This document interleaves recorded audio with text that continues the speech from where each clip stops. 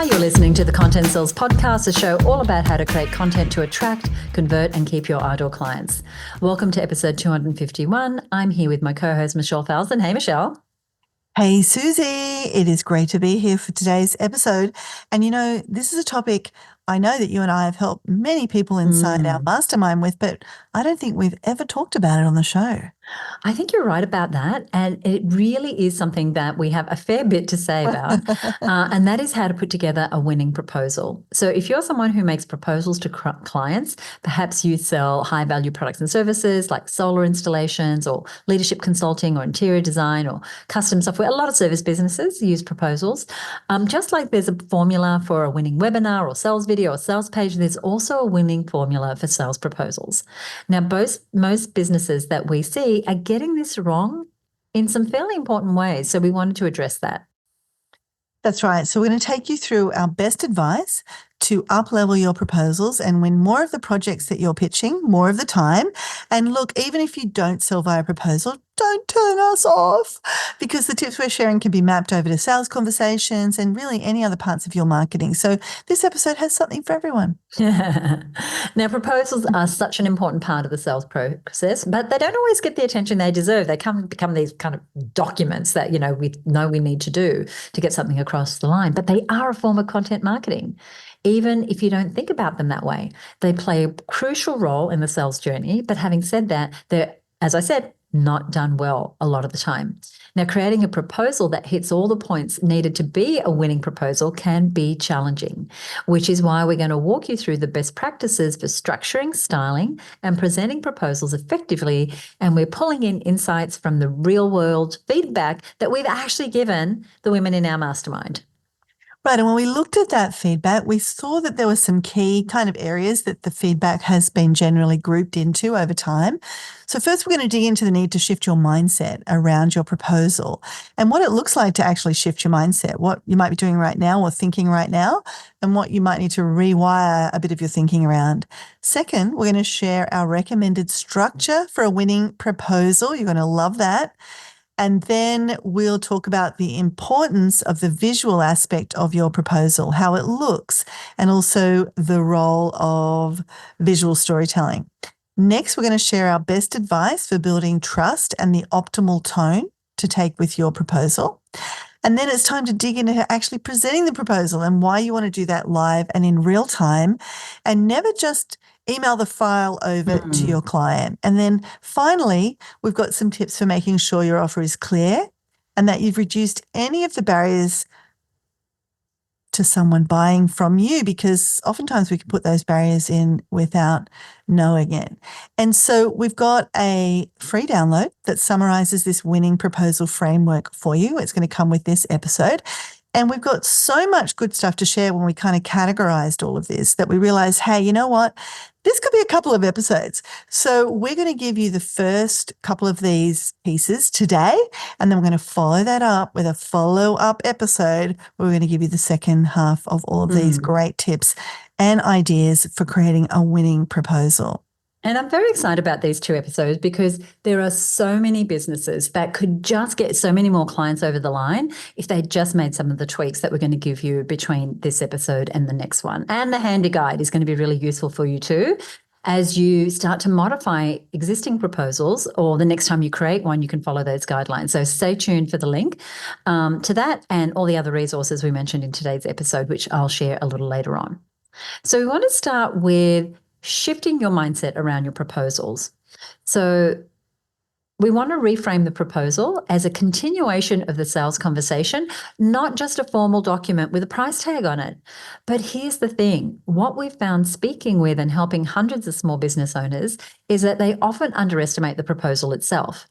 Many people see proposals as just a formality or an obligatory document to close out the sale or to follow up a meeting.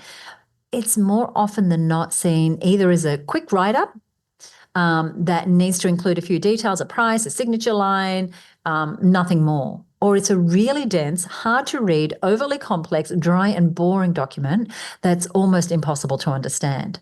But this mindset is actually a huge missed opportunity. Most proposals end up being bland or transactional, and that can lead to clients feeling disconnected or even turned off and saying no. Oh, that is such a big one. I see that a lot. And it's why we wanted to address this mindset issue right at the start of today's show. And there's a quote from Norman Vincent Peale that I've been thinking about a lot lately. You know how a quote just gets in your head, you just keep thinking about it. And the quote is, change your thoughts, change your world. And this is a powerful concept in many areas of business, but when it comes to proposals, it's so true because by shifting our mindset, the way we think about our proposal, from just seeing it as a formality to seeing it as a powerful continuation of the sales conversation that we've been having with our prospective client, we open up a new level entirely of potential for connection, trust, clarity, and conversion, getting people to buy from us. So with the right approach, a proposal becomes a tool for reinforcing value, building rapport, and making it easy for our clients to say yes. And you want to think of the proposal as a structured recap of value. It's about reminding the client why they're interested, why you're the right fit, and how your solution will help them meet their goals. It's not about a big list of items and prices. Of course, you do need to make it clear what your client will get and how much it is, but you really need to ensure you keep building in the connection to the outcomes you will provide. And I find this is the biggest mistake people make. They shift from having an inspiring sales conversation focused on the client outcomes to giving them a document that ignores those important selling points. So you actually do not want your proposal to feel like a contract or an order form. It needs to feel like a natural progression of the trust and the rapport you've already built in your sales conversations. Exactly. So, for example, one of our masterminders asked us to review her proposal, and there was an issue with it because it jumped straight to the price. It was right there on the front page. Now, the client hadn't had a chance to re-engage with the value she was offering before seeing the investment that they were going to make. And that price-first approach can feel too abrupt, especially when you're walking your client through the proposal, which we'll talk more about through the process of these two episodes. So when we helped her rearrange her proposal to start with a recap of the client's challenges and the unique benefits that her solution provided, it reminded the client of all the key selling points they had already been discussing. It got them really up close and personal with the main issue that they were having, and it reassured them that our masterminder deeply understood the goals of the project. Now, this provides a very fertile ground for the price to be revealed and spoken about. Now, presenting the price too early can be off-putting. It feels transactional. Instead, start by reminding the client of their needs, showcasing the solution, and then introducing the investment as a natural conclusion to the value discussion. Then the investment feels like the natural and logical next step. Now, this approach sets the tone of the proposal as supportive, client-centered, customized, and focused on impact rather than cost alone. And when the clients see that, they're more likely to feel aligned with the proposal and ultimately more inclined to say, as Michelle said, yes. Absolutely. Should we sing the rest of the show? Let's do it. Well, that's okay for you, but maybe people don't want to hear me singing. I'm a little bit tone deaf. And it's particularly true if you're presenting your proposal in a competitive pitch situation. And many of us are in that situation, right? It's a terrific way to have your proposal stand out from the pack when they see that you get the mistakes and the problems and the pain that they're in, and you're able to sort of restate that narrative in your proposal. Now, let's talk about how to structure a winning proposal. And a good proposal has a logical flow that keeps the client engaged and builds on each section. It's just like all other good forms of content marketing. And even maybe you're sitting there going, hey, yeah, a proposal is content marketing, right? That is already a big mindset shift. So what we've done is that we've found breaking your proposal down into 5 sort of major parts or sections works best. And we'll give you a quick overview of what they are, and then we'll go into some detail. So the first is an introduction and sort of recap of, what's got us to here. The second part of your winning proposal is an overview of the solution. The third is the deliverables and the scope of the work. The fourth is the pricing and investment. And then finally, the fifth is the call to action. So let's look at the first part of this process or the framework for a winning proposal, and that is introduction and recap. And this is where you remind the client of their specific needs and challenges. A few well-chosen lines can go a long way in reinforcing that you understand your client's goals and their pain points. Right. And we often see people actually just skip this part, but it's Yeah. critical. When one of our masterminders added just a few sentences summarizing her client's goals and specific challenges, it immediately personalized the proposal and showed her client that she got it. And a recap can be simple. It could be something like, you shared that you're looking for a solution to streamline X and improve Y. This proposal focuses on helping you achieve those goals. You can also specify the goals of the proposal as well as the overall project. Now, it sounds simple, but this concise clarity helps to create the right mindset for your client to hear what follows. And it also creates a frame for the rest of your proposal that you're going to be clear and organized and connected to and committed to the big picture outcomes for them. Then we move on to the second part, which Michelle mentioned, which is the solution overview. Now, this is where you outline how your product or service will address the client's specific needs. Now, think of it as painting a picture of the outcome, but with enough detail that they know exactly what they're getting. Yes, that is a great way to put it. And here's a simple framework that we suggest just for this solution overview portion of your proposal. You want to speak to the objectives of the project. What is the client's objectives? Remember, all marketing is a story. And one of the best ways to tell a story is to be really empathetic, to really understand the reader or the listener, or in this case, the client. So what do they want? What are their objectives? Restate those back to them in a way that says, I understand, I get it, and I'm keeping this top of mind. So objectives, then the key outcomes, so the very specific types of outcomes that will achieve that objective, and the core features of the solution. So by using these three parts, objectives, key outcomes, and core features, when you're talking about the solution overview, you can provide enough depth to cover the essentials without overwhelming the client. So to paint that picture of the outcome, but with enough detail to know exactly what they're getting that Suzi said before.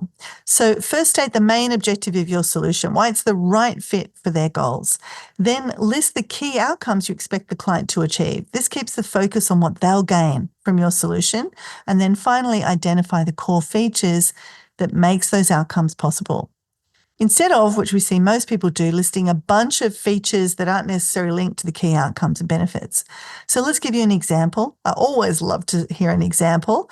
One of our masterminders, for instance, had a proposal that initially kind of just went straight into listing every kind of feature of her service, from weekly reports to specific project management tools, but it all just ended up feeling so overwhelming and too technical. So we recommended she refine her proposal by including this solution overview and sort of applying this kind of approach. So she reframed it to start with the objectives, something like, our goal is to streamline your operations and increase team productivity by 20%. So that is letting them know about the objective of the project and aligning it with the client's objective. Then she followed with 3 key outcomes that her solution would deliver: reducing manual work, improving communication speed, and achieving faster project turnarounds. And these outcomes connected directly to her client's pain points: too much manual work, communicating too slow and spaghetti-like in the organization, and turnarounds taking too long as a result. And then finally, she added a concise list of core features like weekly status reports and access to a project dashboard, just to show how the outcomes would be achieved. And oh my gosh, you've heard that saying, tell them what you're going to tell them, then tell them, and then tell them again. That's what's really happening here. This is your chance just at first, before you dive into all the detail, give them that big picture sense of the project. That is such a helpful framework. And as you're listening, can you see how that will feel so different to your clients than a traditional approach? It keeps everything client-centered. Your client's main issue is knowing that you can achieve their outcomes. Now, this matters to them more than 1,000 impenetrable details. So you need to let them know that you know that. Now, all the details in your proposal about what you'll deliver need to ideally be presented in this way. That is the context of how they deliver on the ideal outcome. You're always leading with that. Now, the features of your offer are there to support the outcome. They're important, but they're not all there is. And unfortunately, most proposals are simply a big list of features. It'll include this and that and this and the other thing without the story of how and where they fit into the client's objections or objectives rather woven in. Exactly. And when our masterminder used this format, her client immediately understood how each feature tied into their desired outcome. It transformed the proposal from a list of tasks into a clear pathway to achieving their goals. The things had relevance and it made the investment feel logical and worthwhile. Very, very good. It's so great to have these practical things that you can get better results with.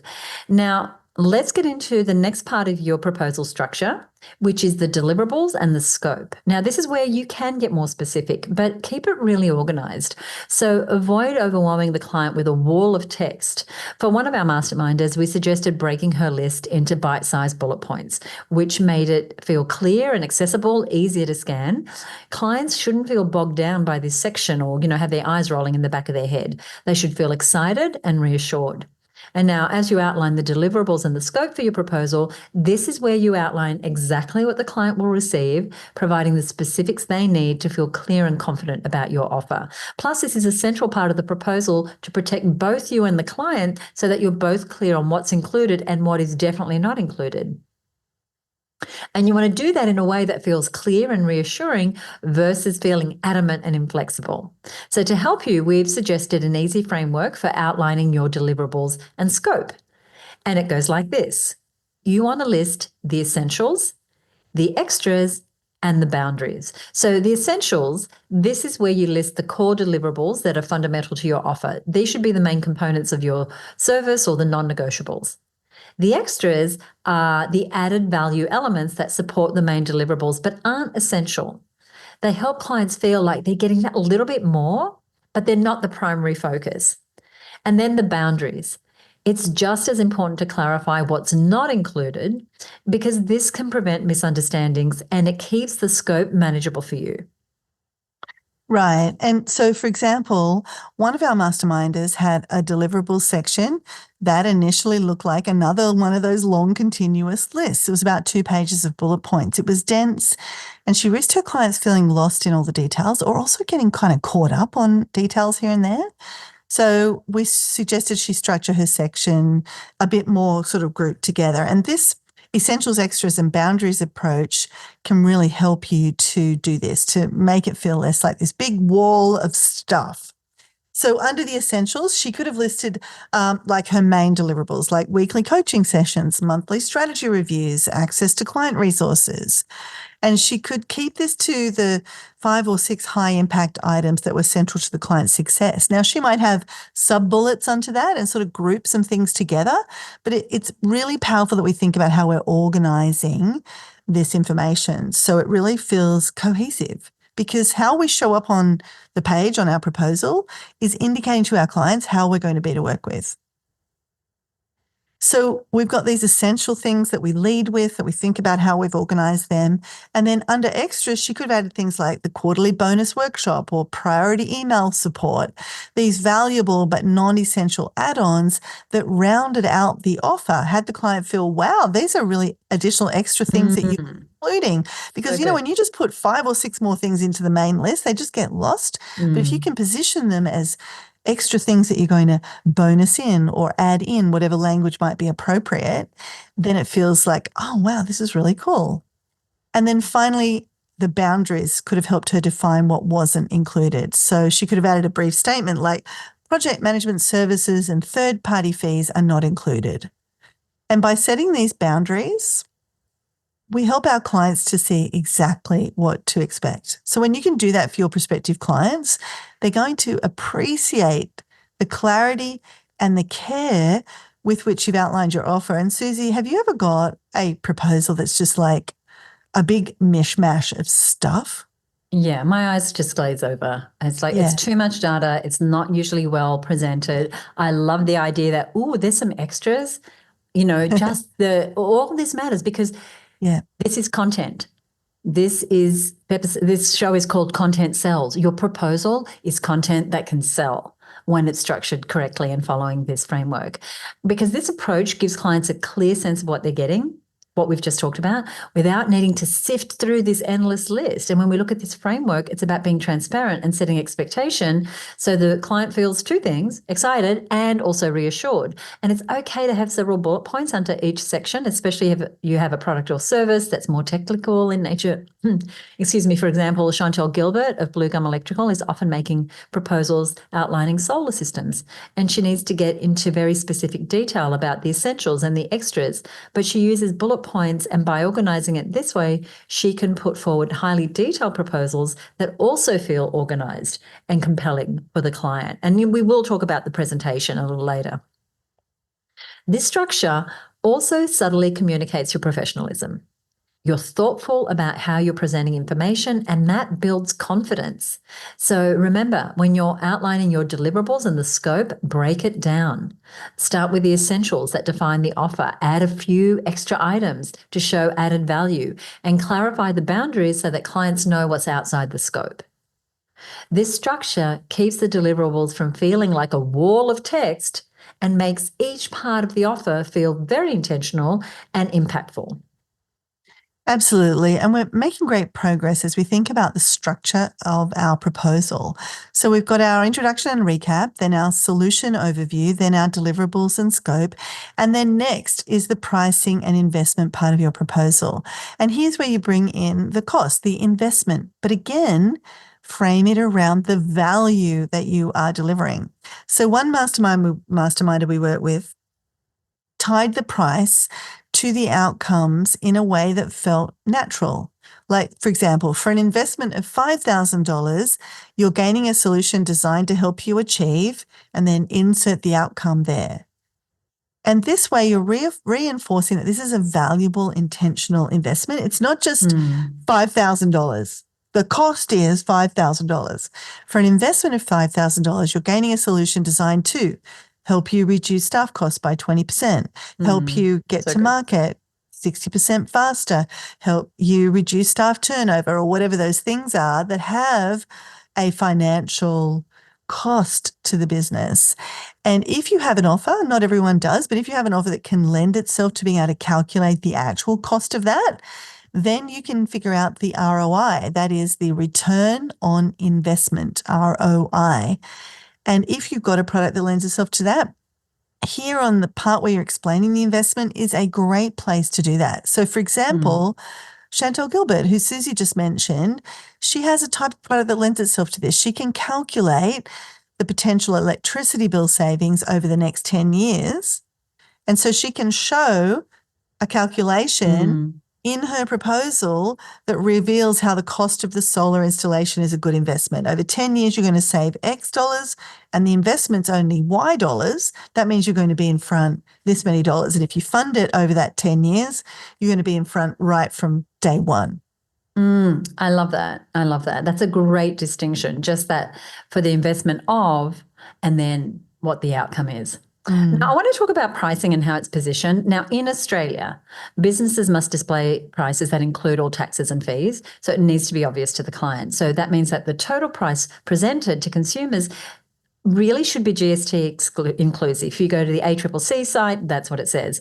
Now, if you're a consultant or a service provider, and I see this mistake made all the time, list your service prices as GST inclusive.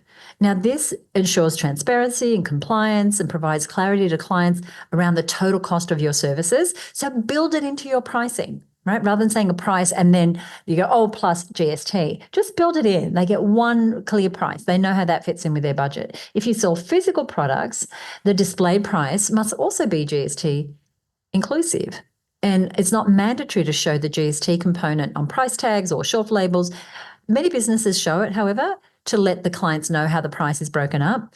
But when you're sending tax invoices to customers, and this may be, part of your proposal, just display the GST amount separately, but include the one price. Don't let them guess what plus GST means. And so you could have the total price, it's $5,000, and you can have a little note that says price includes GST and all fees and that sort of thing. It's standard practice in Australia for both services and physical products. And not only does it comply with consumer law, but it also fosters transparency with your customers. Now, social proof is another powerful element. If you can include in your proposal case studies or examples to build credibility, then you definitely want to do that. When we see clients with similar success stories, people are going to be more likely to envision a positive outcome for themselves. And you can totally do that inside of your proposal because your proposal is a piece of content marketing. So, for example, you could include a short scenario about a client with similar goals and how her solution led to specific results, or your solution led to specific results. Or you could include a page in your proposal just after the pricing page that features a case study or a handful of client testimonials. And I've had this happen before where people are like, well, is it okay if I spoke to those people? Because they've already built trust and that might just be the final thing. So they know that you are creating this magic for other people and they see that right in your proposal. And the social proof adds relevance, reassurance, which can make all the difference to getting that yes response to your proposal. Now, even a few sentences about a relevant client's success can make your proposal feel more trustworthy and help the client envision their own success with you. So good, so good. I love the social proof. And again, we just overlook this. We think that the client already knows this. Maybe we talked about it in a meeting or whatever, but that proposal may get looked at by several other people. The client may have forgotten that. You really want to put your best foot forward in that proposal and really state all of those key points that we've just talked about in the structure of your proposal. And there's so much else we want to talk about, Suzi, but we've got enough for another show, which is exactly what we're going to do, but so much good stuff right now. Yeah, and I hope you're feeling enthusiastic about the changes that you can make to your next proposal. As Michelle said, we've got a whole lot more, and we're going to continue with the rest of our top tips in a follow-up episode that's coming out as the next episode.